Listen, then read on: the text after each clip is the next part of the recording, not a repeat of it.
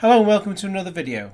Yes, there's no new Kickstarter update just yet, but the specnext.dev site has an update from Mike Cadwallader which goes into more detail about solving the keyboard issues on the ZX Spectrum Next.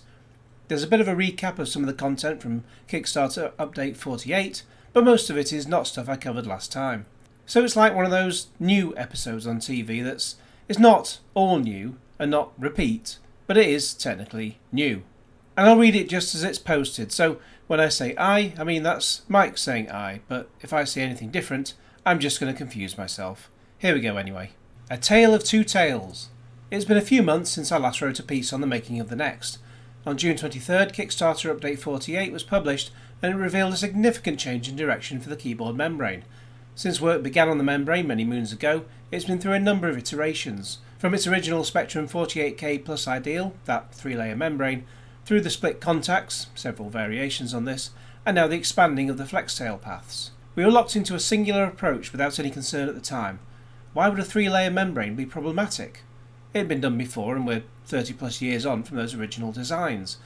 We have modern methods and modern materials, so what could go wrong? As you will know from previous updates, the pressure required to activate all 3 layers was deemed too significant to make for a decent typing experience. Things were thinned out and a new 3-layer membrane was created that was as thin as things could go. From our keyboard partner. Active force for the membrane, without scissor and keycap, over 200 grams force. Active force for the membrane, with scissor and keycap, over 200 grams force. Our general force, active force, is about 45 to 50 grams force. 200 grams force to activate the key signal is too high and results in hard to press keycaps due to the pressure required. This is all due to the 3-layer membrane. So it required too much pressure to activate the contacts, and as such thinking turned towards a dual-layer membrane. The difference with this approach was the addition of split contacts in one of the layers. Each split contact would be 2 hemispheres, and the plan was that the key hammer would contact the rubber dome, which would then contact both layers, activating the single contact and both split contacts simultaneously, or at least within a very tight threshold which could be compensated for in the firmware, a few microseconds perhaps. These composite keys, as they were termed, were like ordinary keys, but with the addition of an extra key, Shift. Shift would be on the left hemisphere and would ideally be activated first if there was to be any possible case of asynchronicity between the 2 split contacts. Biasing the Shift could take many forms, either a slightly raised contact on its hemisphere, adjustment to the hammer angle, slightly offset angle to attack to favour the Shift, or in the firmware, registering a key press and waiting to see if a shift is recorded. Of course, too much of a wait would affect the overall experience with the machine. At the time, the refining of this approach was what we felt to be our best way forwards, and with some more work and a number of iterations of the design, we believed that the labour would bear the required fruit. While Kickstarter updates tend to focus on the way forwards, there is a lot of other work that goes on, other angles which are evaluated and considered. I'll give a few examples. A keyboard controller between the standard membrane and the motherboard. The standard membrane signals will be converted by the controller to the key matrix requirement and will require power from the motherboard. We know you specified that you want an 8-pin connector and a 5-pin connector, but is there any way at all that the 5-pin connector could be an 8-pin connector instead? If this was at all possible, we could then use a 2-layer membrane instead of 3. Of course, these ideas are always located in the recesses of our minds, and in hindsight perhaps we did not refocus quickly enough. The problem with the split contact membrane was the lengthy turnaround in creating prototypes. It could take 2 to 3 weeks to produce a single iteration, which is then tested in China, then shipped over to the UK for more detailed testing. 10 iterations, and you have lost 6 months, and what do you have to show for it? Because we both, ourselves and our keyboard partners, believe the split contact setup could be made to work. It was beaten again and again. The shiny issue 2B boards had now been manufactured and were sitting in racks at SMS. We were highly averse to even contemplate changing our approach to something that may necessitate a board tweak and possibly a case tweak. Potentially a very costly exercise, and as the board had not been designed for this approach, we needed to avoid something that looked ill-conceived, or for lack of a better word, crap. The constant failure of these split contact membranes in all of its forms was taking its toll though. The general mood of the team was fairly sombre and drastic ideas had to be explored. So in Facebook land, in a keyboard chat group far, far away, the idea of extra paths was floated once more.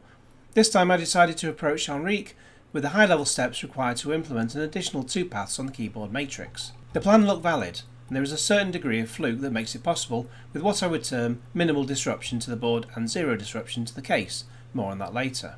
J15, next GPIO, was sitting there unpopulated, and it just happened to have 3 spare pins which were unassigned.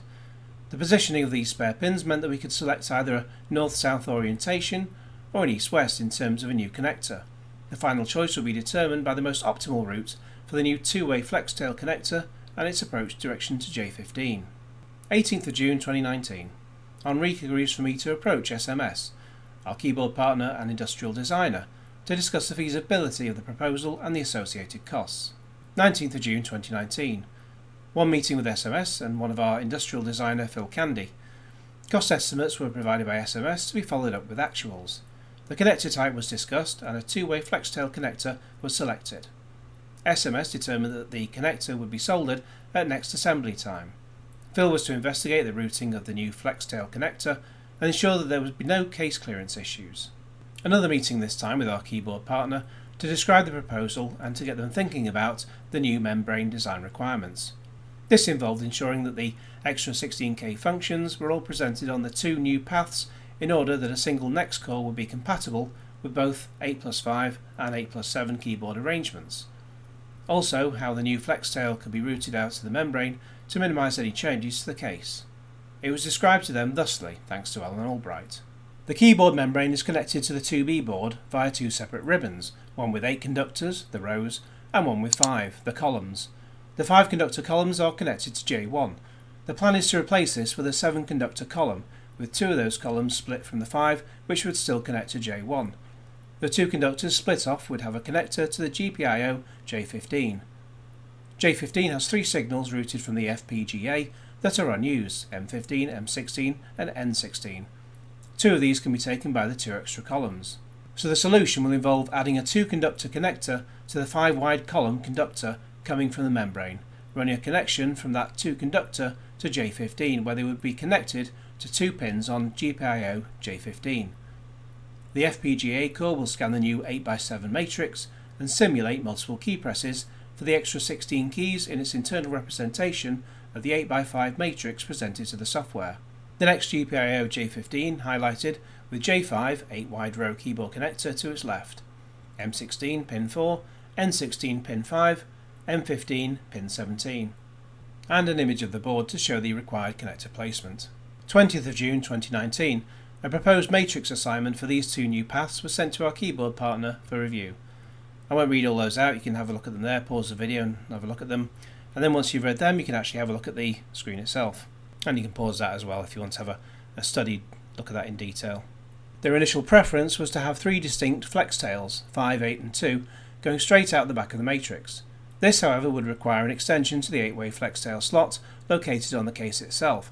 They also confirmed that the additional 16 functions could be made to operate exclusively on the 2 new flex tail paths. This was important for compatibility as I mentioned before. A single next core with a single keyboard scanning routine which could operate on a developer board with an 8x5 arrangement or on a case next with an 8x7 arrangement.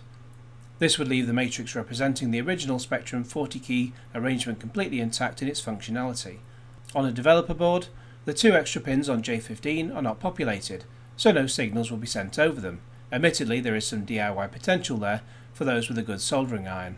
The low-tech approach to start with, sticking some bits together to get a feel for things. And you can have a look at that image, pause that, and then have a look at that image as well and pause that. I just want to mention that at this point in the proceedings I sensed a huge surge of positivity coming from our keyboard partner. We had all felt mired in a seemingly endless process of revision, failure and bin. Things were now moving more quickly than ever. Ideas were flowing. 24th of June 2019. Reduce the pitch of the 8 tracks when it exits the membrane and reinstate it when it approaches the flex-tail connector. This approach is aiming towards the avoidance of changes to the case slot width. Then there is the requirement to shift the additional flex-tail to the right to line it up with the required part of J15. A rough drawing then followed. Industrial design is an exact science most of the time. When modelling a flex-tail connector though, it can be difficult at the CAD stage to reflect accurately the composition of the material, and its geometry in terms of the bend, flex and tension, and how it is affected by case elements such as the uppercase or bosses or indeed high-sitting components on the board. In order to give a better feel in the real world, more low-tech approaches are used. and you can see paper cut to the correct profile and covered with sellotape. This helps to inform the design process. It will behave similarly and will also indicate how this dual flex tail connector will have to be manipulated for it to pass through the case slot. If too much manipulation is required, then there is a risk that constant insertion and removal may damage the connector. We're mimicking here though, it's not meant to be a 100% representative example of a real-world flex tail connector. 25th of June 2019. A new approach to the membrane design emerges. The 8-pin membrane layer is at the top and the 5+2 layer is at the bottom. The 8-pin flex tail connector can be maintained at its current dimensions and the new 2-pin flex tail connector can sit directly below it.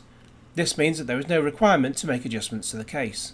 And in the diagram you can just make out the 5+2 layer in light blue. The proposed matrix arrangement is then sent to us for final validation. As before, you can just pause this if you want to study it in detail. 26th of June 2019. The updated matrix is approved and confirmation sent back. Not long after, we received an updated membrane design for the 5+2 layer. 28th of June 2019. In order that the new flex tail can be presented to the new connector accurately, it is necessary to provide exact measurements for the new pin locations. This is where I learned another thing about industrial design. Asking if a designer can just simply measure the position of the pins using a physical issue 2B board was met with a brief silence. Perhaps a few expletives. This is not how they work. Long ago, a diagram was produced which showed the precise delta measurements from origin for the major components. This of course factored in the locations of the 8-way and 5-way flex tail connectors, but not the location of the required pins on J15. It was back to the Gerber files and a quick bit of measuring with my Cuprum on my Mac to identify the new location deltas. Passing this data back allowed precise calculations for the flex tail geometry, and also for the case CAD it enabled a marrying up of both flex tail and case structure in order to determine any issues with routing in the CAD world. Once these numbers were digested, we received something back from Phil which constituted a design. This design was quickly fired off to China to be made. We hope to see this new prototype membrane shipping from the Far East around the middle of this month, July 2019. Actually, there are two membranes, one for functional testing and one for the industrial design process. What if all goes well? How long does it take to make some actual keyboards? Things tend to happen in phases. Phase 1 is normally a limited run to get confidence. Phase 2 is the full-blown 3000 units. Still, I feel we're in a massively better position than we were a few weeks ago. Okay, thanks very much for watching. Please like this video and share it with your friends, and subscribe if you haven't already, and click on the little bell to get all the notifications. And if you enjoy this, just post a comment below and let me know what you think. In the meantime, Q Genesis.